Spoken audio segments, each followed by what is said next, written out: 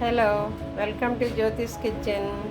జున్ను పాలు లేకుండా ఇంట్లో మనం జున్ను ఏ విధంగా తయారు చేసుకోవాలో తెలుసుకుందాం మనం ఇప్పుడు. ఓకేనా?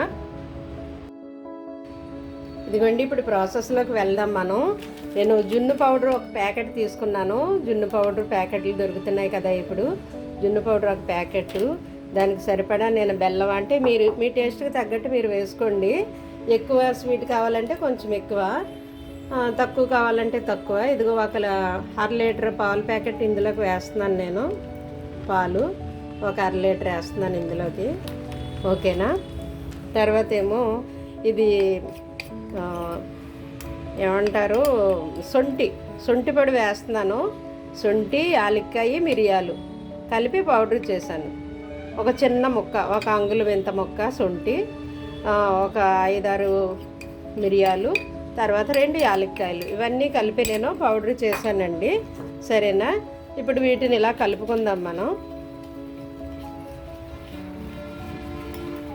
ఈ జున్ను పౌడర్ అంతా ఇందులో కలిసేలాగా మనం బాగా మిక్స్ చేసుకోవాలండి, కలుపుకోవాలి. ఇందులోకి జున్ను పౌడర్ అంతా మిక్స్ చేయాలి.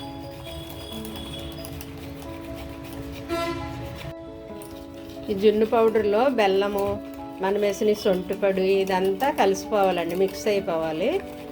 కలిసిపోయింది. అయితే దీన్ని నేను వడకడుతున్నాను, ఎందుకంటే బెల్లంలో ఏదన్నా చెత్త ఉంటుందండి, అందువల్ల వడకడుతున్నాను.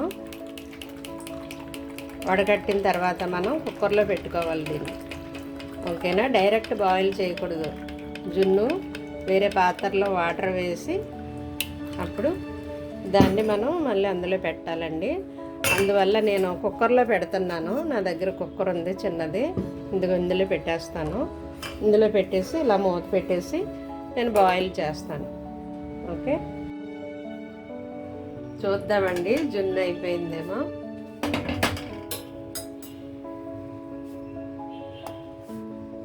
చాక్ అంటుకోవట్లేదు, అయిపోయింది జున్ను. ఇప్పుడు ఇది చల్లారనిచ్చి అప్పుడు తినాలి మనం. చల్లారితే గట్టి పడుతుంది. ఓకేనా? ఇదిగో ఉడికిన తర్వాత మన జున్ను ఈ విధంగా ఉంది.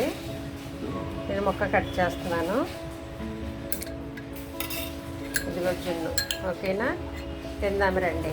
ఓకే, ఎంతో టేస్టీగా ఉండే జున్ను పాలు లేకపోయినా జున్ను పౌడర్ దొరుకుతుంది ఈ రోజుల్లో, అన్నీ అవైలబిలిటీ కదా.